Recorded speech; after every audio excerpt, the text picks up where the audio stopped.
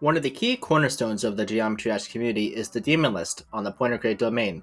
This website lists the hardest rated levels in the game, ranging from number 1 being the hardest that the game has to offer, all the way down to number 150, which is the extent of the active ranking of the list. That being said, there's a lot more attention to the levels near the top of the list, and for a good reason. The harder levels tend to be more popular in the community. That's an understandable view to have on the list, but how is the top of the list faring in the present day? Welcome to the state of the top 10.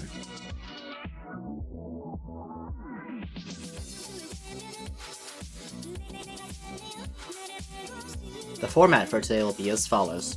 We're going to analyze every level in the top 10 and point out their strengths and weaknesses, and following that, I'll give thoughts on the whole top 10 and upcoming levels afterwards, and also where I think the trajectory of the list will end up heading. With that out of the way, let's begin with the number 1 demon in the game.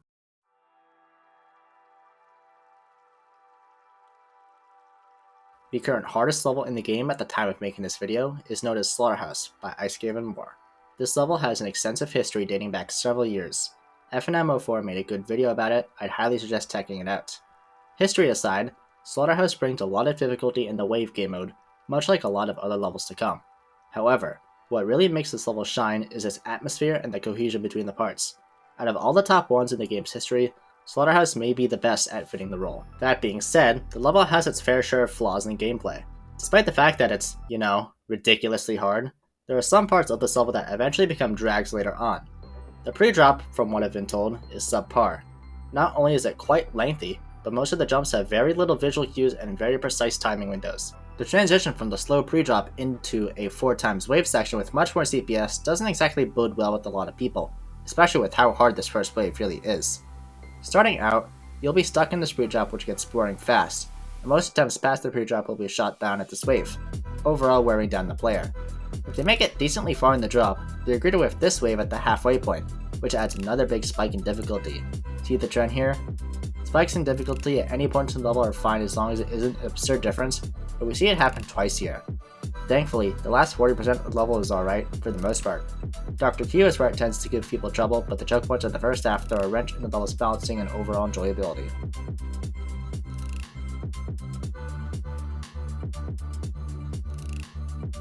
Abyss of Darkness, abbreviated AOD, is a mega collab hosted by content creator and showcaser Nero that was verified by top player Cursed earlier this year. It features quite a variety of decoration and overall, it looks very solid. This level is likely the most accessible top 3 at the moment, given it demands a very balanced skill set, with timing, ship, and wave sections being balanced throughout the level. So, if it's accessible to more people and is more balanced, why is it widely considered one of the worst top 10s? Most people don't like how slow the level is, combined with the very long pre-drop. There are some choke points here and there, but it doesn't seem to be any part that completely flies off the charts in difficulty compared to everything else. Overall, I think Abyss of Darkness is overhated as a level. I really think this is one of the better top 10s, but you are free to have your own opinions.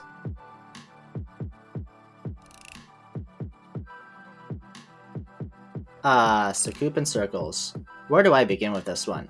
It's an old impossible level by Nick24, which went on to be nerfed, then redecorated by a number of people, and ended up in the hands of Diamond to verify. I think the redeco is overall nicely done, and I especially like the drop, but the balancing in this level has to be one of the most extreme cases of lopsided in any level in the entire game. This is exclusively a wave level, with the pre-drop being around the difficulty of an easy extreme demon. When the drop hits, the level goes from the difficulty of AQ to the difficulty of a top 20 challenge in the blink of an eye. You get to the drop nearly every attempt and just die and die until you finally get the one attempt. The only good thing I have to say is that the pre-drop isn't too long. This level is also the shortest out of every top 10, coming in at around 50 seconds in its entirety. But it also manages to be one of the most horribly balanced out of all of them. Unless, if the next level we talk about has anything to say about it.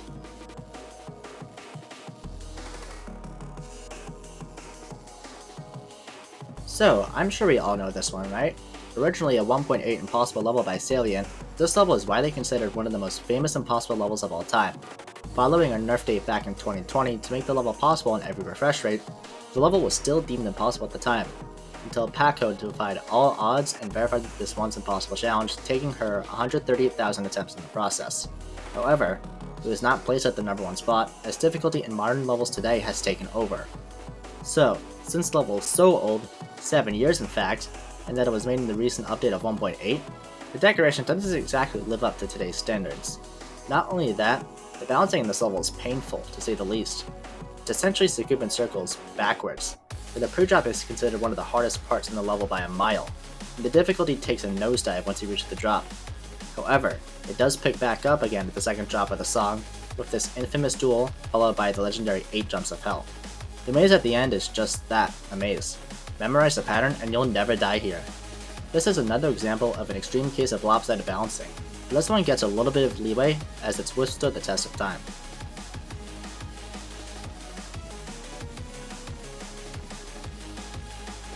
Firework is a mega collab hosted by the creators from Cherry Team, being verified by Trick after over 230,000 attempts. This level brings everything to the table from its fast-paced drops to the intensity all the way through. I don't have much to criticize about Firework in terms of its balancing. It displays this very well. I mean, I can't name any particular part that becomes a roadblock. This level is very accessible for newer players as it tests every game mode, while also being longer. It is a reincarnation of Zodiac in a sense, where it tests quite literally all skill aspects, including your standard ship and wave, the tight cube timings, and nerve control when the level slows down near the end. Overall, this is objectively a very strong level, and the number of victors it has already proves it.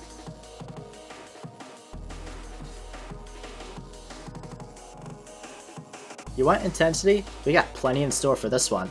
Arcturus is an originally impossible level created by MaxFS, which was nerfed into a top 1 state to be verified by UltraCow HD. This level actually went months without being rated, and it looked like the level was doomed to die until RobTop finally did rate it, alongside both Firework and Slaughterhouse. While this level builds what could be the best atmosphere out of any level we've seen yet, it's not very accessible to newer top players, in the sense that it only pushes the ship and wave game modes, and very far.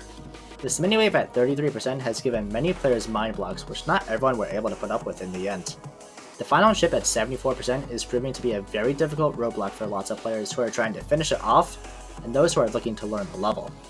While the balancing of the level is suspect in some places, the level's flow for its rather short length is spot on. The pre-drop isn't too long, the drop is intense and fast-paced, and a suspenseful ending pushed Arcturus to be a popular choice for list grinders today.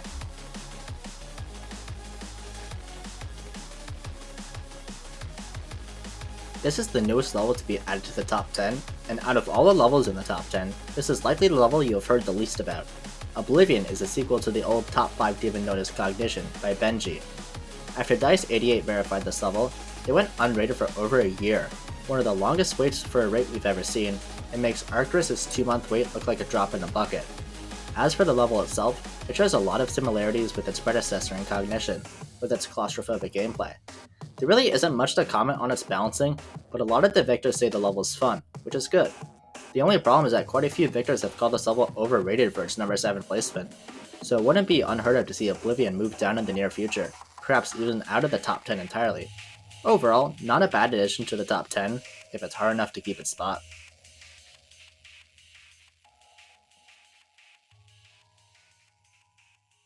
If you thought Silent Clubstep was old, then wait until you hear about this one. Hard Machine, the current number 8 demon in the game, was originally created all the way back in Update 1.6, after a bet was made to see whether or not a level harder than the demon known as Ice Carbon Diablo X could be made. Needless to say, it could have been done tenfold. Hard Machine was verified by Varium last summer, and it has slowly moved up the list over the year, originally starting below the Golden. While its history is really interesting and the redeco of the level being near perfect, the gameplay was not allowed to be changed in the verification, which in a way makes sense considering the level's difficulty is in its original state after all these years. That being said, old levels tend to have a history of being unbalanced, and Hard Machine is no different in that sense. The beginning is rather straightforward, then following 120Hz frame perfect at 18%, you reach this ball segment which lots of people have been struggling with. A few seconds later, you reach the infamous UFO spam, requiring to use more than one finger to pass because you need at least 20 CPS for this to be consistent. After that, it's smooth sailing for the most part until you reach the last 25%, but the difficulty spikes dramatically. This ending is likely the hardest one we've seen yet, and it comes with multiple frame perfects on high refresh rates and a load of other hard timings. This is, in a sense, purely a timing level, with no wave segments and very few ship parts, making it a rather unique entry in the top 10.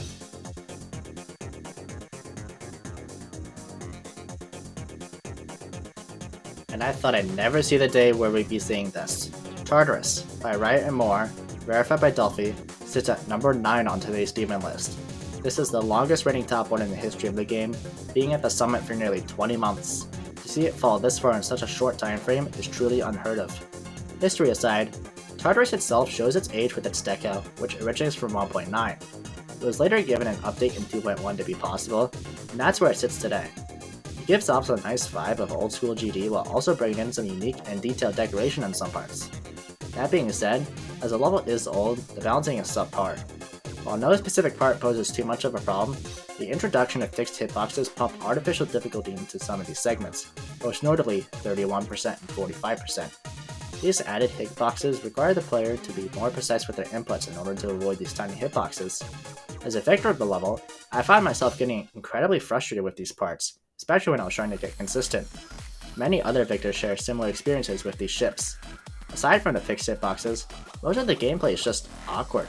Transitions in this level, if you can call them that at this point, are poorly made for the variety of gameplay, and as a result, the overall cohesion of the level just isn't all there. Despite everything that I've said, I still enjoyed my time with the level, and I think it's one of the best top 10s right now, and the number of victors can justify that. I hate everything. Sonic Wave Infinity is a remake of the legendary 1.9 Extreme Demon Sonic Wave, and was the debut project of the AP team. After being in development for over 5 years, the level was finally verified by Zanny in May of 2021. AP team definitely did a great job with remastering Sonic Wave, and this end screen is one of the best that the game has to offer. Unfortunately, AP team didn't exactly choose the best level to remake in terms of gameplay.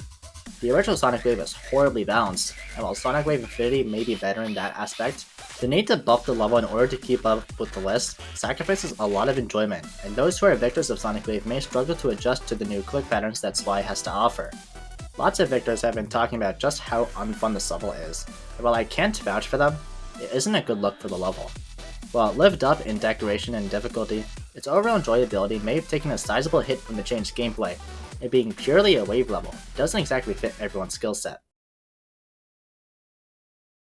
Now that we've described each of the top 10 in detail, let's take away the key points of each levels in lightning speed.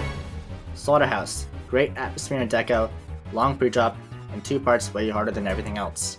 Abyss of Darkness, great diversity, accessible, but a brutally long pre-drop deters players away. Coupe and Circles, a redecorated impossible level that may as well be a top 10 on the challenge list rather than the demon list. Silent Clubstep, the most famous impossible level from 1.8, made its way on the list in 2022 and has a ridiculously hard pre-drop compared to everything else, apart from the duel and the 8 jumps of hell. Firework, overall the level with the least flaws, very accessible, good level. Arcturus, short, atmospheric, but it may as well be a wave and ship challenge with a very hard ending and a brutal mini-wave. Oblivion, a rather unknown sequel to Cognition with tight gameplay and overall not a bad level. Horde Machine, another old impossible redecorated level with a very hard ending and brutal choke points. Tartarus, yet another old impossible level with fixed hitboxes and not a lot of cohesion. Sonic Wave Infinity, a remake of Sonic Wave with seemingly forced difficulty to keep it up to par with the hardest levels today. Yep, this is what our current top 10 is right now. Old impossible levels dominate the list, with half of the current list being considered impossible at one point or another. Overall, the distribution of skillset is mostly geared towards wave and ship, with 6 out of the 10 classifying as such. Horde Machine and Silent Clubstep can be considered timing levels for the most part. The Silent Clubstep is a gray area as the ship at 6% is widely considered the hardest part of the level. The last 2 levels are mostly balanced in their skillset. With all of that said, it should go without saying that the current top 10 right now, despite possibly being one of the most interesting combinations of levels we've seen, has taken a big nosedive in terms of enjoyability. Look at the top 10 just 10 months ago. There's a considerable amount of variety here, and it's not just old impossible levels. It's definitely not perfect, but there's so many more respectable levels here. Lots of people enjoyed the Golden. Zodiac is considered one of the best top 1s of all time in terms of enjoyability. True Effect and Kinos are both very solid levels, but unfortunately, as difficulty progresses and the skill of players increases over time, it is made for some levels to be made purely for the sake of difficulty. With all that said, these assumptions are taken based on overall community experiences, and you all can have your own opinions on the levels I've talked about. I'm going to say this, level harder does not mean level better. Making a level purely for difficulty is a detriment to the overall enjoyability and accessibility of the level. That being said, hard levels can still be good and even be the best levels in the game. Look at Verdant Landscape for example. There are so many victors who love this level, and it was made entirely by one person. It's definitely more difficult for a team of creators to balance as creators have different tastes in gameplay style, so I'll give some advice. Ask experienced and skilled players to playtest your levels and help with balancing. They know best when it comes to making levels enjoyable as possible, and can point out flaws and bugs in the process too. It's much better to find out the bugs before the level is released rather than after. Hope this little piece of advice helps any future creators watching this video. And I know what a lot of you are thinking. Why should level quality matter? To list and measure purely difficulty, so levels are supposed to be hard. Well, yeah, sure it means difficulty, and it's definitely cool to see a level placed very high on the list. But considering how hard the game has gotten, there should be more harder levels in the game that allow for newer players to climb difficulty, without having to put up with creators who make a level solely for making it hard. If you want to do just that, then the challenge list is for you. I've seen too many cases of players losing motivation for the game due to mind blocks in levels that could easily be avoidable with proper testing and a bit of balancing. Just imagine how much better Sunset Sandstorm would be if the first cube is the same difficulty as the rest of the level. In fact, it only has to be a little bit easier and the level is already much better. It would still have the charm and would retain a very high amount of difficulty. This could apply for lots of other levels too, including several levels in the top 10 already. Artificial Sin is going to be off the list in a matter of days, and for those who don't know, this was the #1 demon for a short time just before Update 2.1 came out. Just imagine Slaughterhouse falling off the list entirely in the time you played the game, and that's a similar circumstance.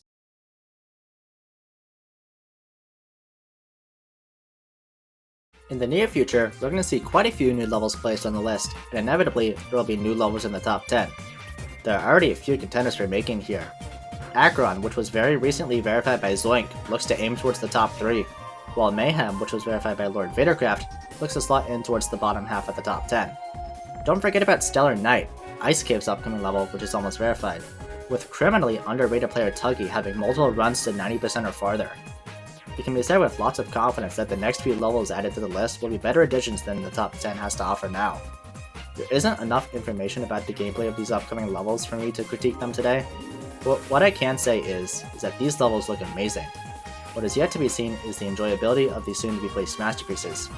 Fingers crossed.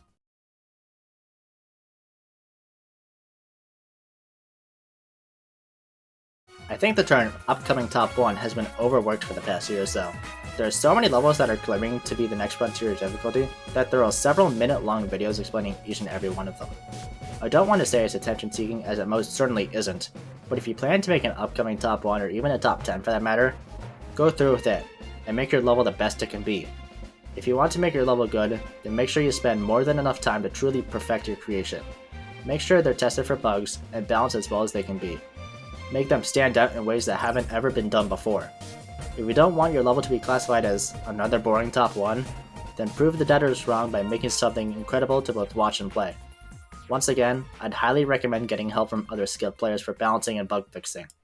It's alright if there's a little bit of a disparity in difficulty, but don't make some parts insane demons and other parts nearly impossible for even the best of the best. Spend the time, prove the doubters wrong, and make history.